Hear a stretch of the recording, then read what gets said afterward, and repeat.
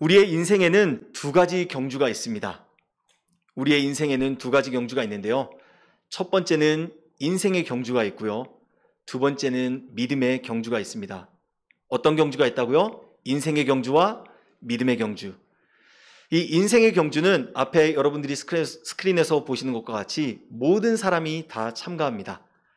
한 사람도 예외 없이 생명을 가지고 있는 모든 자들은 다 인생의 경주에 참가합니다. 부유한 사람이나 가난한 사람이나 똑똑한 사람이나 그렇지 못한 사람이나 유명한 사람이나 아니면 무명한 사람이나 특출난 사람이나 평범한 사람이나 이 세상 모든 사람들은 이 인생의 경주에 참가합니다. 그리고 모든 사람들은 인생의 경주에 참가하는데 이 사람들은 이 인생의 경주에서 승리하기 위해서 최선을 다합니다.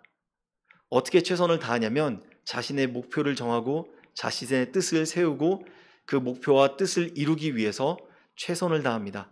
때로는 밤을 새면서 아니면 자신에게 소중하게 여겨지는 것이 있는데 그것을 포기하고 희생하면서까지 그 목표와 꿈을 이루기 위해서 최선을 다합니다. 인생의 경주가 행복해지기 위해서 최선을 다합니다. 그런데 우리에게는 인생의 경주만 있는 것이 아닙니다. 믿음의 경주가 있습니다. 그런데 이 믿음의 경주는 인생의 경주와는 다르게 모든 사람이 다 참가할 수 있는 것이 아닙니다. 참가할 수 있는 자격 조건이 있습니다. 올림픽에 참가하는 사람들이 그냥 내가 나가고 싶다고 해서 마음대로 그 운동 경기에 참가할 수 있는 것이 아니죠. 무엇이 있어야 되죠? 자격 조건이 충족이 되어야 되잖아요. 자격 조건이 충족이 되어야 올림픽에 참가할 수 있는 것처럼 믿음의 경주도 자격 조건을 충족시켜야 합니다. 그 자격 조건이 뭐냐면 바로 믿음입니다. 믿음이 바로 자격 조건입니다. 그렇다면 믿음이란 무엇인가요? 여기서 말하는 믿음은 예수님을 믿는 믿음을 가리킵니다. 예수님을 나의 삶의 왕과 주인으로 모시는 그 믿음, 그분을 신뢰하며 살아가는 그 믿음, 믿음이 있을 때만이 우리는 믿음의 경주에 참가할 수 있습니다. 이 믿음의 경주가 너무나 중요합니다.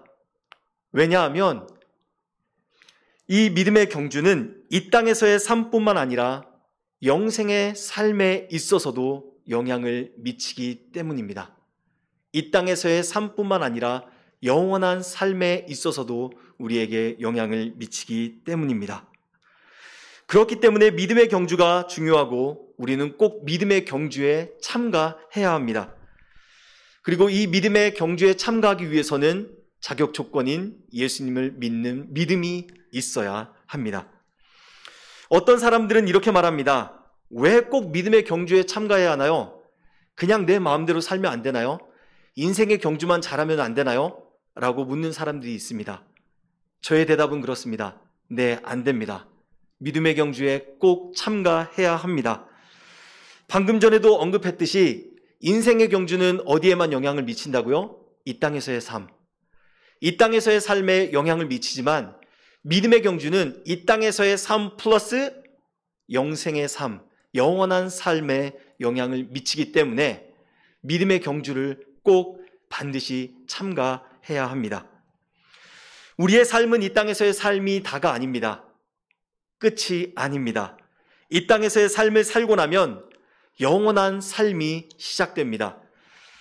우리가 지금 눈에 보이는 이 삶이 다가 아닙니다. 눈에 보이지 않는 삶이 있습니다. 하지만 영원한 삶에 대한 그 영원한 삶에 대해서 사람들이 너무나 많이 모르는 것 같습니다. 사람에게는 세 번의 생애가 있다고 말하죠. 태생과 일생과 영생의 삶이 있다고 말합니다. 태생은 무엇을 말합니까? 태아가 엄마 뱃속에서 270일 동안 지내는 것을 가리켜서 태생이라고 말합니다. 그런데 태아가 엄마 뱃속에서 지낼 때 지금 우리가 살고 있는 이런 일생의 삶이 있는지는 모르죠. 그런데 엄마 뱃속에서 태어나고 보니까 응애 하고 태어나고 보니까 이 땅에서의 삶이 있는 것을 알게 되죠. 그리고 70년, 80년 혹은 길게 100년 가까이 살면서 이 땅의 삶, 일생의 삶을 살아가게 됩니다. 그리고 일생의 삶을 다 살고 난 다음에 끝인 줄 알았더니 그 삶이 끝이 아니라 또 다른 삶이 있는 거죠. 무슨 삶이 있어요? 영생의 삶. 영생의 삶이 있다는 것입니다. 뱃속에 있을 때 태아는 일생을 몰랐던 것처럼 우리가 일생을 살아가고 있지만 영생을 모르는 사람들이 너무나 많이 있습니다. 하지만 성경은 분명히 말하고 있습니다. 죽음 이후의 삶이 끝이 아니다. 죽음 이후의 삶이 끝이 아니라 영원한 천국의 삶이 있고 영원한 지옥의 삶이 있다라고 분명히 가르쳐주고 있습니다. 우리는 믿음의 경주의 삶을 살지 않으면 어디 행입니까? 지옥행입니다. 믿음의 경주를 시작하지 않으면 거기에 목적은 지옥행입니다. 믿음의 경주를 시작하면 어디일까요? 천국행입니다. 그렇기 때문에 우리는 꼭 믿음의 경주를 시작해야 합니다. 예수님을 구주로 영접하고 그 믿음을 가지고 천국으로 향하는 우리의 인생이 되어야만 합니다. 부모님의 자녀가 되면 부모님과 함께 살죠. 그거와 마찬가지로 하나님의 자녀가 되면 하나님과 함께 영원한 그 아버지의 집인 천국에서 함께 살게 됩니다. 요한복음 1장 12절에 이렇게 말씀하고 있습니다. 영접하는 자 곧 그 이름을 믿는 자들에게는 하나님의 자녀가 되는 권세를 주셨으니. 믿는 자들에게 어떤 권세를 주셨다고요? 하나님의 자녀가 되는 권세를 주셨으니. 예수님을 믿음으로 영접하고 구주로 모시면 하나님의 자녀가 됩니다. 그리고 하나님의 자녀가 됨으로써 아버지 되시는 그 아버지의 집, 하나님의 집, 천국에서 우리는 함께 살게 되는 것입니다. 하지만 믿음의 경주를 아직 시작하지 않은 사람들, 그 사람들은 어떻게 될까요? 하나님의 자녀가 아닌 마귀의 자녀죠. 이 땅에서도 마귀의 자녀로 살고 죽음 이후에도 마귀의 자녀로서 마귀가 가는 곳인 지옥으로 가게 됩니다. 예수님을 믿을 수 있는 기회는 이 땅에서 우리가 지금 발딛고 살고 있는 지금뿐입니다. 지금밖에 기회가 없습니다. 예수님을 믿고 사는 그 기회는 지금밖에 없습니다. 암보험은 언제 들 수 있습니까? 암이 걸리기 전에 들 수 있죠. 암이 걸리고 난 다음에는 암보험을 들고 싶어도 들 수가 없잖아요. 마찬가지입니다. 우리가 죽고 난 다음에 우리의 눈앞에 천국문과 지옥문이 딱 나눠져 있고 바로 앞에 있는데 그때는 이미 늦었다는 것입니다. 지금 우리가 이 땅에서 발을 딛고 살 동안에만 예수님을 믿을 수 있는 기회가 있습니다. 늦으면 기회가 없습니다. 한 번 떠난 버스는 다시 돌아오지 않죠. 이 땅에서 예수님을 믿을 수 있는 기회는 지금뿐입니다. 그렇기 때문에 우리가 사랑하는 사람들에게 하루라도 빨리 주님께로 돌아오도록 전도해야 하고, 하루라도 빨리 주님께로 돌아오도록 그들을 위해서 기도해야 하고, 하루라도 빨리 주님께로 돌아오도록 그들을 위해서 복음을 증거해야 합니다. 그렇다면 왜 우리는 꼭 예수님을 믿어야 합니까? 믿음의 경주에 참가하기 위해서는 예수님을 믿는 믿음이 있어야 한다고 하는데 왜 꼭 예수님을 믿어야 합니까? 그것은 예수님이 곧 길이요 진리요 생명이 되시기 때문입니다. 예수님이 길이요 진리요 생명이 되시기 때문입니다. 예수님 외에는 다른 길이 없습니다. 그리고 예수님 외에는 참신이 없습니다. 예수님만이 참신이며 예수님만이 유일한 길이십니다. 요한복음 14장 6절에 이렇게 말씀하고 있죠. 예수께서 이르시되 내가 곧 길이요 진리요 생명이니 나로 말미암지 않고는 아버지께로 올 자가 없느니라. 어떤 자들은 묻습니다. 왜 꼭 예수님을 믿어야 합니까? 석가나 공자, 마호메트 같은 사람들을 믿으면 안 됩니까? 네, 안 됩니다. 그들에게는 구원이 없습니다. 이 세상을 보면 종교가 정말로 많습니다. 그렇죠? 불교, 유교, 힌두교, 남묘 호랭개교, 대순진리교, 신천지 등등등 수천, 수만 개의 종교가 있습니다. 우리가 알지 못하는 수만 개의 종교가 있습니다. 이 세상에 살다 보면 아버지와 같은 아저씨들이 참 많습니다. 이 세상에 종교가 많지만 나를 낳아주신 아버지가 딱 한 분인 것처럼 종교가 많지만 참신은 하나님 한 분뿐입니다. 아저씨들이 좋다고 아버지가 될 수 없잖아요. 그거와 마찬가지로 종교가 많지만 참 진리는 예수 그리스도 한 분뿐입니다. 석가와 공자, 그리고 이 땅의 모든 종교 지도자들, 종교 창시자들에게는 무덤이 있지만 예수님만은 무덤이 없습니다. 그 이야기는 무슨 이야기인가요? 바로 예수님만이 신이라는 사실입니다. 그렇기 때문에 예수님만이 우리의 유일한 천국을 위한 하나님 아버지께로 갈 수 있는 유일한 길이요, 진리요, 생명이 되십니다. 예수님을 믿을 때만이 우리는 믿음의 경주를 시작할 수 있습니다. 그리고 예수님을 믿을 때 우리는 하나님의 자녀가 됩니다. 그렇다면 여러분들에게 질문을 하나 하겠습니다. 여러분들은 지금 믿음의 경주를 하고 계십니까? 대답이 없으시네요. 여러분들은 믿음의 경주를 하고 계십니까? 네, 나는 정말로 믿음의 경주를 하고 있다라고 생각한다면 담대하게 내 자신을, 내 정체성을 드러내야 할 필요가 있습니다. 그렇지 않나요? 내가 예수님 믿는 것이 부끄러운가요? 아니죠. 예수님 믿는 것이 당당하잖아요. 그렇기 때문에 밖에 나가서 전도하고 예수 그리스도의 사랑을 증거하잖아요. 예수님이 나를 위해서 십자가에 못 박혀 피 흘려 죽으셨는데 그분을 드러내는 것이 떳떳하지 않나요? 내가 예수님을 믿는다는 사실이 당당하지 않나요? 자, 다시 한번 묻겠습니다. 여러분들은 믿음의 경주에 참가하고 계십니까? 네, 온라인으로도 여러분들이 그렇게 대답하셨으리라고 믿습니다. 예수님을 구주로 영접하여서 여러분들의 인생의 목적지가 천국으로 설정되어 있기를 바랍니다. 그렇다고 한다면 우리는 믿음의 경주를 잘해야 합니다. 믿음의 경주를 해야 하는데 그냥 하는 것이 아니라 믿음의 경주를 잘 해야 합니다. 어떻게 해야 한다고요? 잘 해야 합니다. 그냥 대충 해야 되는 것이 아니라 아주 잘 해야 합니다. 믿음의 경주를 잘 해야 합니다. 인생의 경주도 잘 해야 하지만 믿음의 경주를 더 잘해야 합니다. 인생의 경주는 이 땅의 삶에 영향이 있지만 믿음의 경주는 어디까지 영향이 있다고요? 천국에서의 삶까지도 영향이 있습니다.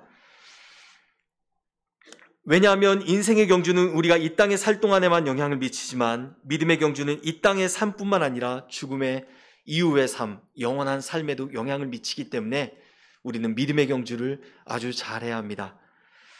저는 약 3년 전에 코나라는 지역에서 아이언맨이라고 하는 철인 3종 경기를 관람할 기회가 있었습니다. 국제적으로 널리 알려진 이 대회는 철인 3종 경기 중에 최고의 대회라고 할 수 있는데요. 이 챔피언십 경기는 수영 3.9km, 그리고 사이클 180.2km, 그리고 마라톤 42.19km를 이렇게 운동하는 경기인데요. 휴식 없이 새벽 6시부터 시작해서 밤 12시까지 진행되는 경기였습니다. 저와 아내와 아이들은 오전 10시부터 밤 9시까지 그 경기를 관람할 기회가 있었는데요. 우리가 오전에 거리로 이렇게 딱 나갔는데요. 이미 그때 오전 10시였지만 엄청나게 많은 사람들과 인파들이 나가서 선수들을 격려하고 응원하고 있었습니다. 약 2,000명이 넘는 선수들이 함께 수영을 하고 사이클을 타고 이렇게 마라톤을 하는 그 모습들을 보니까 정말로 그 광경이 너무나 잊혀질 수가 없는 광경이었습니다. 너무나 감동스러웠고 인상적이었습니다. 그런데 진짜 감동은 언제였냐면요. 해가 진 후에, 해가 거의 뉘엿뉘엿 진 후에 그 선수들이 결승선 안에 들어오는 그 순간이 정말로 굉장히 감동적이었습니다. 해가 진 후에 결승선에 도착하는 선수들의 모습을 저는 보았는데요. 힘들고 지쳐서 서 있기도 힘든데 끝까지 포기하지 않고 결승선으로 달려오고 있는 그 선수들의 모습, 그리고 70이 넘은 노부부가 손을 같이 꽉 잡고 서로 힘을 주고 받으면서 결승선으로 다가오고 있는 그 모습, 그리고 옆에 달리던 어떤 한 동료가 힘들어서 이제 쓰러졌는데 그 동료의 손을 붙잡고 이렇게 부축을 하면서 같이 들어오고 있는 그 모습, 그리고 어떤 사람은 한쪽 팔이 없지만 경기를 포기하지 않고 결승선을 통과하는 그 모습, 또 어떤 사람은 두 발이 없는데 휠체어를 타고 휠체어를 밀면서 마지막 있는 힘을 다해서 결승선을 통과하는 그 모습, 이렇게 결승점을 통과하면서 기뻐하는 그 선수들의 모습을 보니까 마치 제가 그 경기를 뛴 것처럼 너무나 감동스러웠고 감격스러웠습니다. 저는 이 경기를 보면서 너무나 많은 것을 느꼈는데요. 그 중에 제가 느꼈던 가장 큰 교훈은 바로 이것이었습니다. 끝까지 포기하지 않고 완주하면 영광의 메달이 있다는 것이었습니다. 끝까지 포기하지 않고 완주하면 영광의 메달이 있다는 것이었습니다. 철인 3종 경기에 참석한 사람들 중에 많은 사람들이 결승점을 통과하지 못했습니다. 정말로 많은 사람들이 결승점에 통과하지 못했습니다. 체력적인 안배를 하지 못해서 통과하지 못한 사람들도 있고요. 그리고 어떤 그 고비를 넘겨야 하는데 그 고비를 넘기지 못하고 한순간에 무너져서 페이스를 잃어서 결승점을 통과하지 못한 사람들도 많이 있습니다. 하지만 이와 대조적으로 나이가 많고 장애가 있지만 이를 극복하고 포기하지 않고 결승점에 통과한 사람들이 있었습니다. 지금 저기 화면에 보이는 아래 네 번째 모습의 할아버지가 한 분 보이시죠? 할아버지인데요. 그분의 연세가 나이가 87이라고 합니다.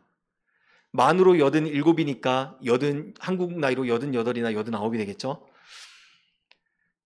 정말로 이렇게 나이가 많은데도 불구하고 젊은 사람들도 감당하기 힘든 그 엄청난 에너지를 가지고 그 경기를 임하는 모습들을 보았는데요. 이렇게 무엇이 이런 극명한 차이를 만들었을까요?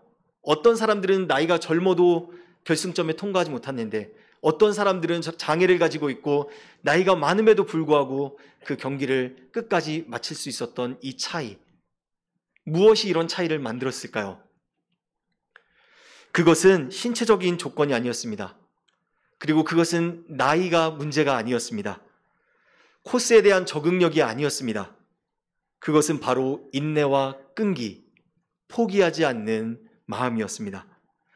저는 이 경기를 보면서 포기하지는 않는 자가 결국에는 영광의 메달을 차지한다는 것을 깨달았습니다. 이것은 믿음의 경주에 있어서도 마찬가지입니다. 우리는 믿음의 경주를 포기해서는 안 됩니다.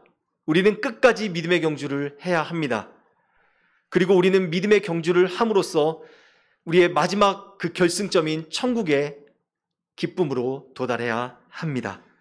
아름다운 인생의 결말을 맞이해야 합니다. 우리가 포기하지 않고 끝까지 믿음의 경주를 한다면 오늘 본문의 말씀과 같이 바울과 같이 고백을 할 수 있습니다. 디모데후서 4장 7절과 8절 말씀을 다시 한번 큰 소리로 함께 읽어볼까요? 같이 함께 읽도록 하겠습니다. 시작. 나는 선한 싸움을 싸우고 나의 달려갈 길을 마치고 믿음을 지켰으니 이제 후로는 나를 위하여 의의 면류관이 예비되었으므로 주 곧 의로우신 재판장이 그날에 내게 주실 것이며 내게만 아니라 주의 나타나심을 사모하는 모든 자에게도니라. 아멘. 아멘. 우리는 믿음의 경주에서 꼭 승리해야 합니다. 승리하기 원하십니까? 네. 저는 여러분들이 정말로 믿음의 경주에 있어서 그 누구보다도 더 잘 하시길 원하고 또 승리하기를 원합니다. 우리가 믿음의 경주에서 승리하기 위해서는 두 가지가 필요합니다. 첫째로 우리에게 필요한 것은 성령님과 동행하는 삶, 하나님과 동행하는 삶이 필요합니다. 즉 성령님과 동행하는 삶, 하나님께 가까이 나아가는 삶이 필요합니다. 사실 우리가 예수님을 구주로 모시고 영접하면 영이시기에 우리의 눈에는 보이지 않지만 우리 안에 성령님이 내주하고 계신 것입니다.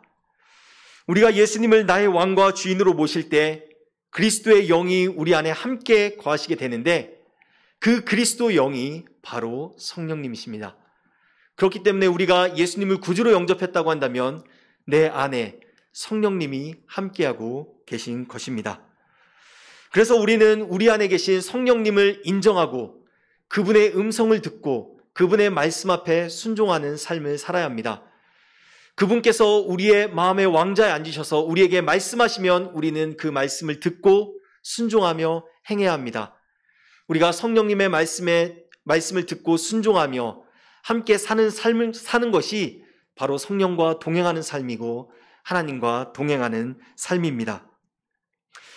하지만 적지 않은 경우에 우리가 우리 안에 내주하시는 성령님을 인식하지 못하고 인정하지 못하는 경우가 너무나 많습니다. 그래서 내 뜻과 내 생각대로 사는 경우가 너무나 많습니다. 우리가 구원은 받았지만 성령님께서 말씀은 하시지만 그 사실을 인식하지 못하고 여전히 옛사람을 버리지 못하고 내 뜻과 내 생각대로 삶으로 인해서 성령님의 존재를 인정하지 못하고 성령을 탄식하게 만드는 것이 정말 가장 큰 문제입니다. 우리는 성령님을 탄식하게 해서는 안 됩니다. 성령님은 누구입니까? 성령님은 보혜사입니다. 보혜사란 말은, 보혜사란 뜻은 돕는 자, 옆에 있는 자라는 뜻입니다. 성자 하나님인 예수님은 이 땅에 계실 때 제자들과 항상 함께 하시면서 말씀을 가르쳐 주시고 그들 옆에서 함께 계셨습니다. 그리고 그들을 돕고 그들의 삶을 인도하셨습니다. 그리고 제자들은 예수님 옆에서 예수님의 가르침을 받고 그 진리의 말씀을 따라서 살았습니다. 하나님의 길과 뜻을 배웠습니다. 그런데 하나님은 예수님이 부활 승천하신 후에도 그의 사람들과 함께하길 원하셨습니다. 하나님께서 우리와 함께하기 위해서 예수님을 이 땅 가운데 보내주셨죠. 그래서 임마누엘 하나님이다 우리가 그렇게 부르고 있죠. 말하고 있죠. 그런데 하나님께서 이렇게 예수님을 이 땅 가운데 보내시면서 우리와 함께 하시고자 하는 것을 나타내 주셨는데 예수님이 부활 승천하신 후에도 우리와 너무나 함께 하길 원하셔서 성령님을 보내주시겠다고 약속하신 것입니다. 그리고 하나님께서는 부활 승천하신 후에 예수님의 이름으로 약속대로 성령님을 보내주셨습니다. 이것을 보면 하나님께서 그의 사람들과 그의 제자들과 얼마나 함께하길 원하시는지 그리고 얼마나 동행하길 원하시는지 우리는 알 수 있습니다. 보혜사 성령님은 진리의 영이십니다. 성령님은 진리의 영이십니다. 그래서 성령님은 예수님이 하셨던 모든 말씀들을 우리에게 생각나게 하시고 그리고 제자들에게 그 의미를 바로 알고 깨달을 수 있도록 도와주시는 분이십니다. 요한복음 14장 26절 말씀을 함께 같이 읽을까요? 앞에 있는데요. 요한복음 14장 26절 말씀을 같이 함께 읽도록 하겠습니다. 시작. 보혜사 곧 아버지께서 내 이름으로 보내실 성령 그가 너희에게 모든 것을 가르치시고 내가 너희에게 말한 모든 것을 생각나게 하리라. 아멘. 이렇게 성령님은 우리에게 모든 것을 가르치시고 하나님의 말씀을 잘 알 수 있도록 깨닫게 해주시는 분이십니다. 성령님은 예수님의 말씀을 우리에게 생각나게 해주셔서 우리가 어떠한 결정을 내릴 때 혹은 어떠한 상황에 처해 있을 때 하나님의 말씀과 뜻대로 살아갈 수 있도록 우리에게 하나님의 말씀을 생각나게 하십니다. 우리가 진리를 따라 생활할 수 있도록 이렇게 도와주시는 분이십니다. 우리는 이 성령님과 함께 진리를 따라서 하나님과 동행하는 삶, 성령님과 동행하는 삶을 살아갈 수 있습니다. 이렇게 하나님과 동행하는 삶, 성령님과 동행하는 삶을 살면 우리는 믿음의 경주에서 승리할 수 있습니다. 우리는 하나님과 동행하는 삶 없이 성령님과 동행하는 삶 없이는 우리는 믿음의 경주에서 승리할 수 없습니다. 우리 혼자서 신앙생활을 잘 할 수 있을까요? 없을까요? 여러분들은 어떻게 생각하세요? 네, 이번에도 아무 말씀이 없으시군요. 어떻게 생각하세요? 여러분 혼자 스스로 나는 신앙생활을 잘 할 수 있다. 나는 의지가 뛰어나고 나는 누구보다도 잘 할 수 있다. 라고 생각하십니까? 어떻게 생각하십니까? 이 세상 그 누구도 나 자신의 혼자 스스로의 힘을 가지고는 신앙생활을 온전하게 완벽하게 할 수 없습니다. 우리의 힘과 노력으로는 그리고 우리의 의지로는 한계가 있습니다. 우리의 노력을 가지고 우리의 의지를 가지고 신앙생활을 잘 하려고 하면요, 어떤 현상이 일어나냐면요, 내가 내 힘 가지고 할 거야, 내일도 그리고 내일 모레도 할 거야, 이렇게 계속 하잖아요. 그러면 결국에는 절망의 벽에 부딪히게 됩니다. 그리고 그 절망의 벽에 부딪혀서 쓰러지게 됩니다. 그 다음에는 일어나기가 쉽지가 않습니다. 우리가 믿음의 경주에서 승리하고 결승점을 잘 통과하기 위해서는 성령님의 동행하심이 필요합니다. 성령님과 함께하는 삶이 필요합니다. 그리고 성령님을 우리의 삶 가운데 인정하고 그분이 나와 함께 하신다는 것을 인식하는 그 삶이 필요합니다. 여러분들은 혼자 살아가는 삶이 아닙니다. 여러분들이 밥을 할 때나 아니면 식사를 할 때나 일을 할 때나 아니면 학생들이 공부를 할 때나 우리가 걸어갈 때나 운동을 할 때나 혼자 살아가는 존재들이 아닙니다. 내 주, 내 안에 거하시는 성령님과 함께 동행하는 삶을 사는 것입니다. 그렇기 때문에 우리는 한마디 한마디 할 때, 우리의 생각 하나하나 할 때를 어떻게 해야 합니까? 성령님이 기뻐하시는 생각을 해야 하고, 성령님이 기뻐하시는 말을 해야 하고, 성령님이 기뻐하시는 행동을 해야 합니다. 내가 혼자 스스로 행동하는 것이 아닙니다. 성령님과 동행하며 사는 것입니다. 그렇기 때문에 성령님과 함께하는 것을 기억하고 인정하면서 우리는 하나님의 임재 앞에서 코람데오, 하나님의 임재 앞에서 우리는 행동하고 말하고 생각해야 합니다. 우리는 행동만 하는 것이 순종이라고 생각을 하죠. 그런데 우리가 행동만 하는 것이 순종이 아닙니다. 우리의 온전한 순종은 어디서부터 이루어지냐면 우리의 생각과 우리의 말과 행동 전체가 이루어질 때 온전한 순종입니다. 즉 우리의 마음과 생각, 우리의 말, 그리고 우리의 행동, 이 전체의 삼박자가 함께 어우러질 때 이것이 온전한 순종입니다. 그렇기 때문에 여러분의 말과 마음과 생각 그리고 행동, 이 모든 것이 하나님과 성령님 앞에서 내가 행하고 있다, 하나님 앞에서 내가 행하는 것이다 라고 생각하며 주님과 동행하는 삶인 것을 기억하면서 행동하고 살아가는 여러분들이 되길 바랍니다. 사진을 하나 보여드리도록 하겠습니다. 무엇을 하는 사진 같나요? 네, 마라톤 하는 사진 같죠? 네, 맞습니다. 마라톤 경주를 하는 사진입니다.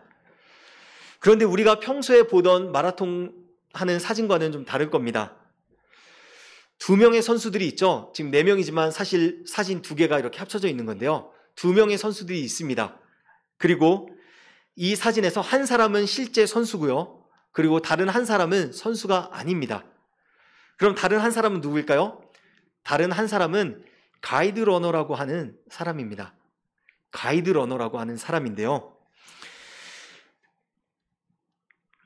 시각장애인들이 마라톤 경기에 참가를 하게 되면요, 혼자 참가할 수 없고 가이드 러너라는 사람과 함께 참가하게 됩니다. 그런데 시각장애인들이 이렇게 뛰는 그 마라톤 경기에서 이 가이드 러너의 역할이 아주 중요합니다. 왜냐하면 그들은 혼자 뛸 수 없기 때문에 손목을 묶은 그 가이드 러너의 도움이 필요하기 때문인데요. 그래서 가이드 러너가 항상 옆에서 함께하고 같이 이렇게 경기를 진행하게 됩니다. 이 마라톤 경기에서는 가이드 러너가 시각장애인의 그 선수의 눈과 같은 역할을 합니다. 어떤 역할을 한다고요? 눈과 같은 역할. 그 시각장애인 선수들은 앞을 보지 못하잖아요. 그리고 앞에 장애물이 있는지 무엇이 있는지 알지 못합니다. 그래서 그들이 가야 하는 그 코스를 알지 못합니다. 그래서 가이드 러너는 시각장애인 선수들 앞에 어떤 장애물이 있는지, 어느 길로 가야 하는지 그것을 하나하나 잘 이렇게 가르쳐 주는데요. 선수들은 자신들이 달리는 코스에서 벗어나지 않기 위해서 가이드 러너가 주는 신호 그리고 말에 귀를 기울입니다. 이렇게 마라톤 경기를 하면은 어떤가요? 주위에서 막 응원하는 소리가 있고 막 이렇게 시끄럽잖아요. 그런데도 불구하고 이 가이드 러너의 소리에 집중해야만이 이 선수들이 안전하게 경기를 임할 수 있습니다. 선수들은 가이드러너의 말과 신호에 귀를 기울이고 전적으로 믿고 의지해야만 운동 경기를 안전하게 마칠 수 있습니다. 그렇다면 질문을 하나 하겠습니다. 만약에 이 시각장애인 선수들이 가이드러너의 말과 신호를 귀 기울이지 않고 그냥 내 마음대로, 내 뜻대로 그냥 운동 경기를 한다고 한다면 어떤 일이 벌어질까요? 너무나 쉽죠? 네. 결승점에 갈 수가 없겠죠? 결승점에 가는 거는 둘째치고 사고가 나겠죠? 어떤 장애물을 보고 걸려 넘어져서 쓰러질 수도 있고 아니면 다른 선수들과 부딪혀서 넘어지고 이마가 깨질 수도 있겠죠. 그 결승점에 통과하는 건 둘째치고 큰 사고가 날 겁니다. 선수들은 가이드러너의 신호에 집중하고 그 말에 집중해야만이 안전하게 무사히 그 경기를 마칠 수가 있습니다. 여러분, 가이드러너를 보면은 무엇이 떠오르나요? 오늘 방금 우리가 나눈 성령님이 떠오르지 않습니까? 성령님은 우리의 삶의 가이드러너가 되십니다. 성령님은 우리의 삶의 가이드러너가 되십니다. 우리는 우리의 한 치 앞도 인생을 모르잖아요. 내일 일도 모르잖아요. 사실 내일까지 갈 필요가 없겠죠. 1시간 후의 일도 모르잖아요. 우리는 한 치 앞도 모르는 인생을 살고 있습니다. 정말로 어떻게 표현하면 깜깜한 인생을 살고 있습니다. 그런데 성령 하나님, 성령님은 모든 것을 다 알고 계시죠. 그리고 그분은 우리를 생명의 길로, 진리의 길로 인도하고 계십니다. 그렇기 때문에 가이드러너 되시는 성령님과 우리가 동행하는 삶을 산다는 것이 얼마나 복된 삶이고 얼마나 중요한 것인지 우리는 다시 한번 기억해야 합니다. 우리는 가이드러너 되시는 성령님의 음성에 귀 기울여야 합니다. 그리고 그분의 말씀 앞에 순종해야 합니다. 내가 고집을 피우고 나는 내 뜻대로 갈 거야. 한 치 앞도 모르는데 이 앞에 장애물이 있는데도 불구하고 나는 내 마음대로 갈 거야. 하나님의 말씀하고는 상관없이 성령님께서 끌고 가고 이끌어 가시는 것과는 상관없이 나는 내 마음대로 갈 거야 라고 한다고 한다면 우리 인생의 경주를 아름답게 마칠 수 있을까요? 아니죠. 중간중간마다 사고가 나겠죠. 이마가 깨지고 코가 깨지고 상처를 받고 어렵고 힘든 일들을 많이 겪게 되겠죠. 우리는 성령님과 동행하는 삶을 살아야 하는데 거기에서 중요한 것 중에 하나가 성령의 음성을 듣고 성령님께서 말씀하시는 그 신호와 성령님께서 말씀하시고 이끌어가는 그 이끌림에 함께 동행하며 나아가는 것이 중요합니다. 우리의 믿음의 경주에서 승리하기 위해 우리에게 필요한 두 번째는 바로 믿음의 공동체 안에 거하는 삶이 필요합니다. 믿음의 공동체 안에 거하는 삶이 필요합니다. 믿음의 공동체, 사랑의 공동체 안에 우리는 거해야 합니다. 즉 다시 말하면 교회 공동체 안에 거하는 삶, 셀 공동체 안에 거하는 삶, 그리고 각 기관, 여러분들이 소속되어 있는 각 기관 공동체 안에 거하는 삶이 필요합니다. 그냥 거하는 것만이 아니라 그냥 소속되어 있는 정도가 아니라 깊숙이 그 공동체 안에 머물러 있어야 하고 깊숙이 그 공동체 안에 들어가야 하고 그 공동체를 깊숙이 더 넓게 사랑해야 합니다. 우리는 혼자 신앙생활 할 수 없습니다. 우리가 혼자 신앙생활 할 수 없기 때문에 하나님께서 우리에게 누구를 보내주셨다고요? 성령 하나님. 성령 하나님을 보내주셨습니다. 그런데 하나님께서는 성령 하나님으로도 충분하지만 우리 스스로 때로는 너무나 연약하기 때문에 우리가 볼 수 있는 또 다른 하나의 우리가 도움을 받을 수 있는 존재를 우리에게 허락해 주셨는데 그것이 바로 믿음의 공동체, 사랑의 공동체인 교회입니다. 우리가 혼자 신앙생활을 하면 금방 지치겠죠? 혼자 신앙생활하면 금방 지칩니다. 이 사실을 그 누구보다도 하나님께서 잘 알고 계셨습니다. 그렇기 때문에 우리에게 믿음의 공동체와 사랑의 공동체인 교회를 주셨는데요.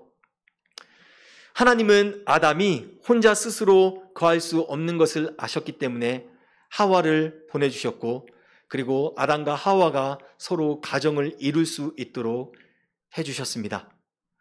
이렇게 아담과 하와가 가정을 이루고 함께 나아갈 수 있게 해주신 것처럼 우리 스스로는 믿음의 경주를 완주할 수 없다는 것을 알기에 어려운 일을 겪고 일어날 힘이 많이 없다는 것을 아셨기에 공동체, 교회 공동체를 주셨습니다.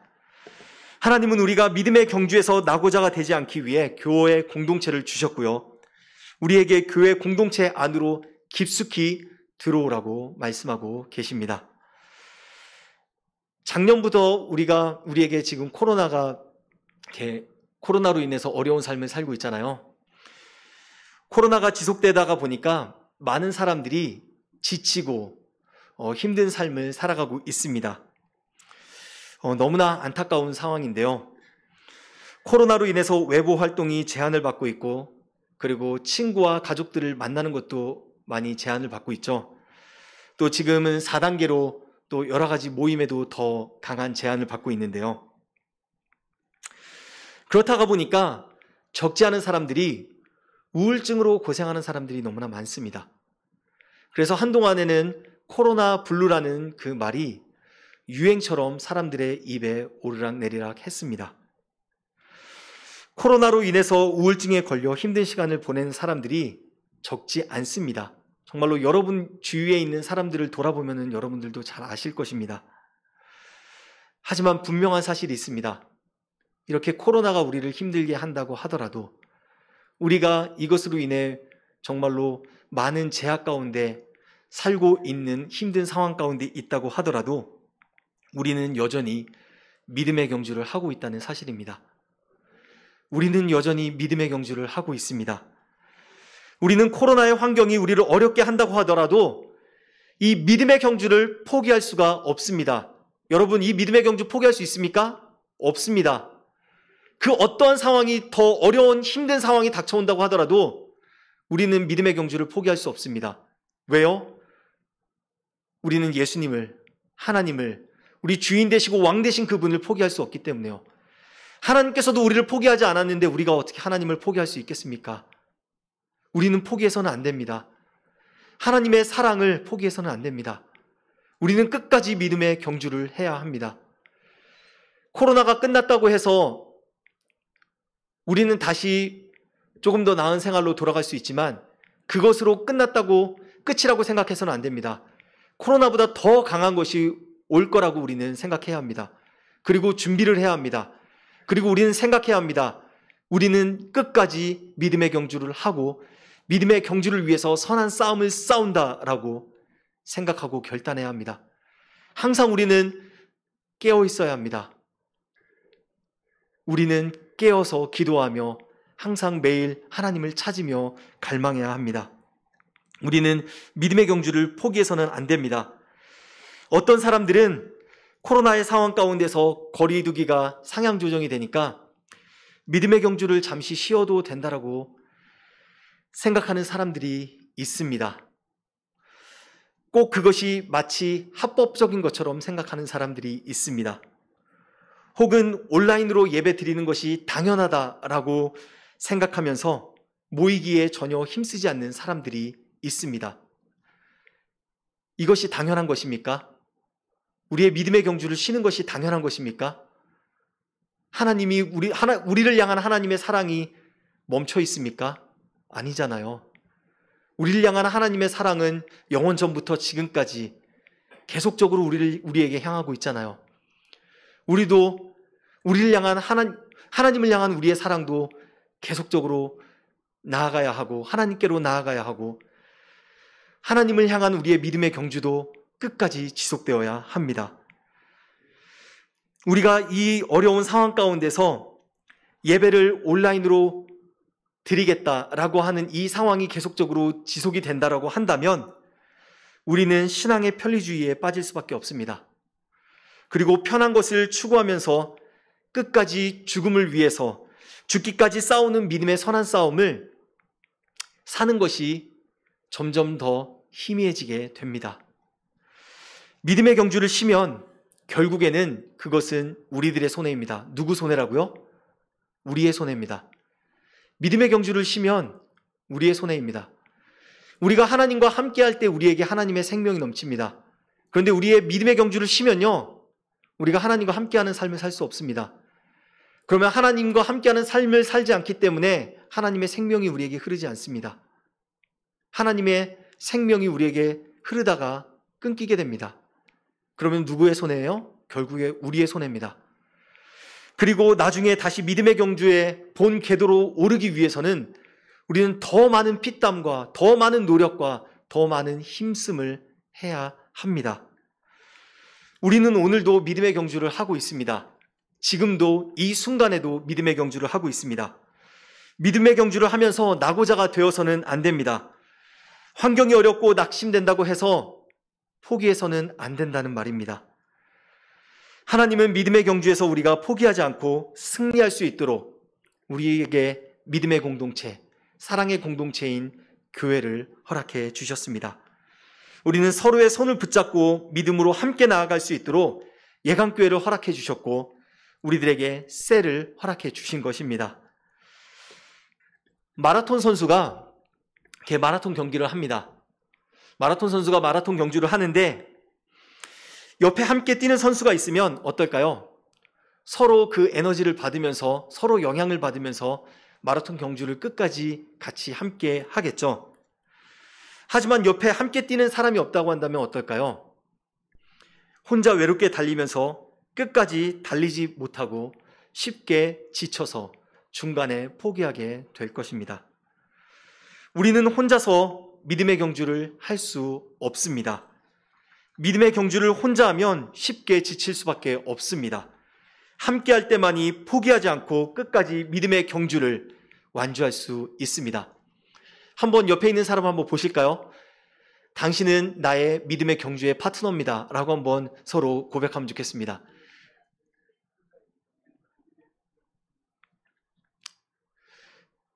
한번 주위를 둘러보십시오.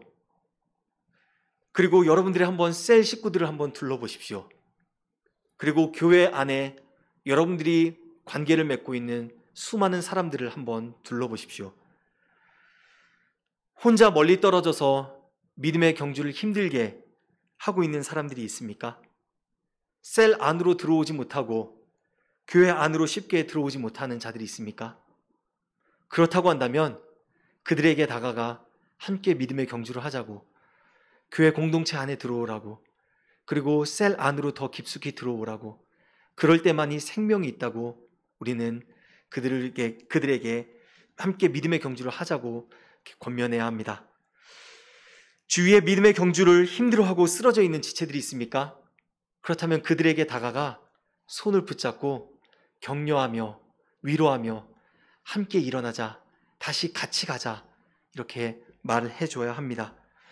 또 주위에 믿음의 경주를 포기하려고 하는 자들이 있습니까? 그렇다면 포기하지 말고 같이 가자. 나도 힘들지만 나도 당신이 있기 때문에 믿음의 경주를 포기하지 않고 하고 있다. 우리 공동체가 있기 때문에 포기하지 않고 하고 있다 라고 말하며 같이 함께 일으켜 세워서 나아가야 합니다. 이와 반대로 나 자신이 믿음의 경주를 힘들어하고 있는 사람은 없습니까? 만약에 내가 믿음의 경주에 지쳐서 힘들어하고 있는 사람이 있다고 한다면 지체들과 함께 나누고 기도를 부탁하기 바랍니다. 그리고 다시 일어설 수 있도록 내 자신이 먼저 하나님 앞에 찾고 하나님을 찾고 갈망하며 예배의 자리에 나아가야 합니다. 하나님은 우리가 서로를 격려하면서 아름다운 교회 공동체를 세우기를 원하십니다. 그래서 우리에게 관계를 맺도록 하신 것입니다. 하나님께서 우리에게 관계를 맺게 하신 것은 그분의 뜻이 있습니다. 그냥 우연히 우리에게 관계를 맺게 하신 것이 아닙니다. 하나님의 뜻을 이루기 위해서, 서로를 세우기 위해서, 하나님의 뜻과 하나님의 나라를 이루기 위해서 우리에게 관계를 허락하신 것입니다. 우리가 이 관계를 서로 돌아보면서 하나님의 뜻이 이루어져야 합니다. 우리는 이 사실을 기억하면서 절대로 믿음의 경주를 포기해서는 안 됩니다. 그렇다면 우리는 믿음의 경주를 언제까지 해야 할까요? 여러분, 언제까지 믿음의 경주를 해야 할까요? 네, 답이 앞에 나와 있네요. 언제까지 해야 돼요? 평생 해야 합니다. 우리는 믿음의 경주를 평생 해야 합니다. 쉼이 있고요? 아니죠. 쉼이 없고 쉼 없이 평생 끝까지 해야 합니다. 아무리 어렵고 힘든 상황이 있다고 하더라도 포기하지 않고 평생 믿음의 경주를 해야 합니다. 주님 오실 그날까지 우리는 해야 합니다. 그렇기 때문에 우리는 방심해서는 안 됩니다. 그렇기 때문에 우리는 깨어 있어야 합니다. 항상 깨어 기도하며 항상 말씀을 가까이 하며 항상 하나님을 찾아 예배하는 삶을 살아야 합니다. 그리고 하나님께서 우리에게 허락하신 교회 공동체, 이 공동체 안에 더 깊숙이 들어와야 합니다. 오늘 믿음의 경주를 잘했다고 해서 우리가 내일도 믿음의 경주를 잘한다는 보장은 없습니다. 내가 지금 믿음의 경주를 잘했다고 해서 내일도 믿음의 경주에서 승리한다라는 보장은 없습니다.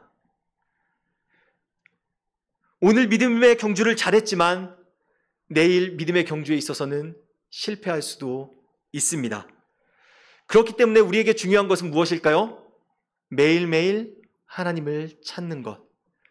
매일매일 매 순간순간 하나님을 찾고 하나님 앞에 나아가 예배하며 기도하며 말씀을 보며 그분과 친밀한 교제와 사귐을 나누는 것. 이것이 중요합니다. 우리는 믿음의 경주를 끝까지 해서 아름다운 결말을 맞이해야 합니다. 마라톤 경기에서 40km까지 1등을 했다고 한번 가정을 해봅시다. 그런데 40km 지점까지 1등을 했는데요. 거기에서 조금 방심한 틈을 타 방심해서 옆에 길로 새어나갔다고 한번 생각해 봅시다. 한눈 팔아서 코스에서 벗어나 다른 길로 갔다고 한번 생각해 봅시다. 그러면 어떻게 될까요? 1등을 빼앗기게 되겠죠. 그리고 결승선을 간신히 통과하는 것에 있어서 결승선에 간신히 통과하는 것에 만족해야 할 것입니다. 40km 지점까지 1등을 했다고 해서 우리가 그 마지막까지 1등으로 결승선을 통과하라는 보장은 없습니다. 그것을 1등을 보장하는 것이 아닙니다. 우리에게 필요한 것은 믿음의 주요 온전케 하시는 예수님을 바라보는 것, 하나님을 바라보고 나아가는 것입니다. 그분을 향해서 달려나가는 것이 필요합니다. 깨어서 끝까지 하나님 앞에 기도하며 하나님의 말씀을 묵상하며 예배의 자리를 지키는 것, 이것이 우리에게 필요합니다. 믿음의 경주는, 그리고 우리의 신앙은 쉼이 없습니다. 방학이 없다는 말입니다. 방학을 너무나 많이 좋아하지 마십시오. 날씨가 덥다고 해서 나의 신앙도 좀 방학을 하고 싶다라고 생각하지 마십시오. 방학은 결코 좋은 것이 아닙니다. 특히 영적인 우리의 삶에 있어서 방학은 좋지 않습니다. 한번 방학하고 다시 개학해서 다시 공부하는 삶으로 돌아오려고 한다면 너무나 힘듭니다. 여러분들이 더 잘할걸요. 저도 마찬가지고요. 우리는 방학을 해서는 안 됩니다. 믿음의 생활에 있어서 방학은 없습니다. 현재 진행형만 있을 뿐입니다. 우리의 상황이 어렵고 힘들지만 끝까지 믿음으로 인해서 하나님과 동행하는 삶을 살아야 합니다. 그리고 하나님께서 우리에게 허락하신 그 공동체 안에 거해야 합니다. 지금 나열하는 앞에 화면 한번 봐주실래요? 성경의 인물들이 있죠? 이 성경의 인물들에게 나타나는 공통점이 무엇일까요?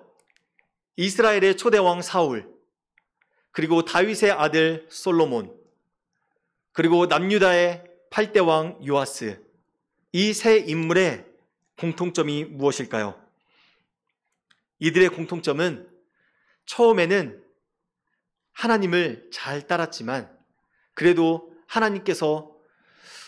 그럴듯하게 하나님을 잘 따랐지만 마지막에는 아름답지 못한 삶으로 마쳤다는 공통점이 있습니다. 처음에는 하나님께 기쁨을 드리는 삶을 살았지만 그들의 마지막은 하나님을 슬프게 했습니다.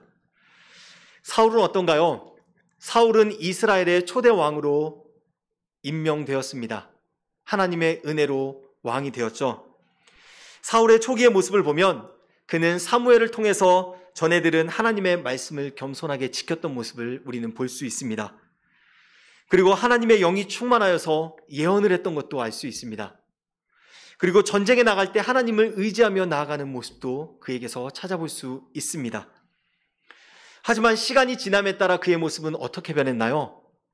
그는 점점 교만해졌고 하나님을 두려워하기보다 사람들을 더 두려워했고 하나님의 말씀보다 사람의 말을 더 신뢰했고 하나님을 두려워하기보다 사람들을 더 두려워했습니다. 그리고 그로 인해서 하나님은 그를 버렸고 다윗을 택하여 왕으로 삼으셨습니다.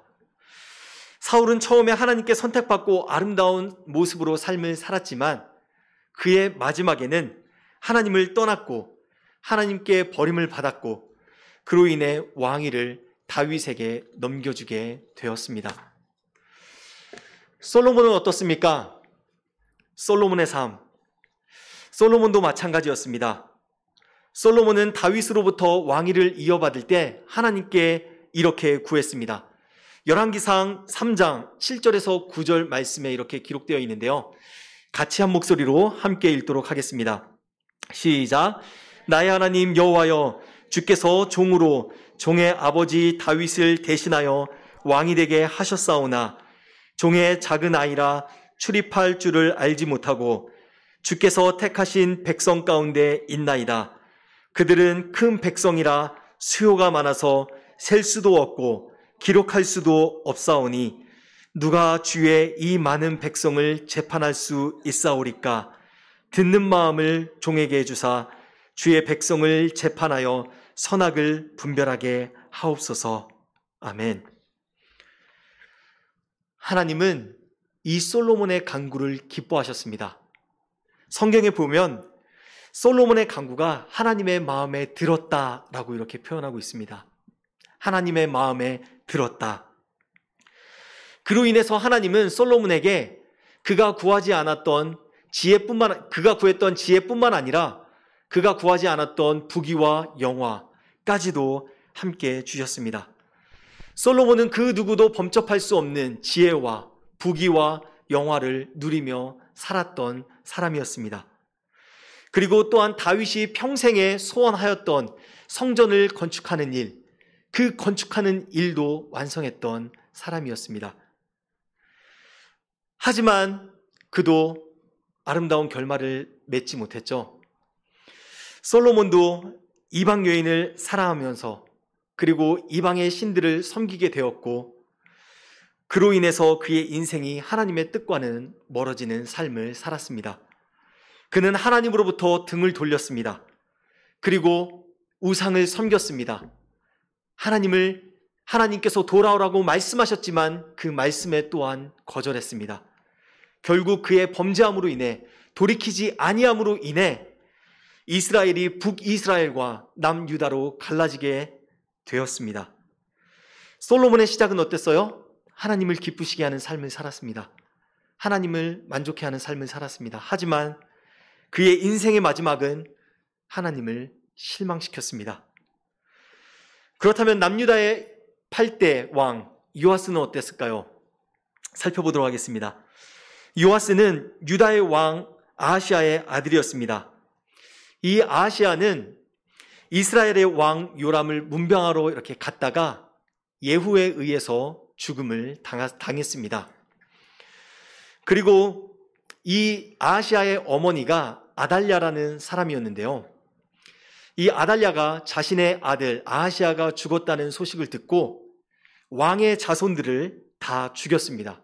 그리고 자신이 여왕이 되고 유다를 다스렸습니다. 하지만 그 처참한 살해 현장 가운데서 딱 한 사람이 살아남았습니다.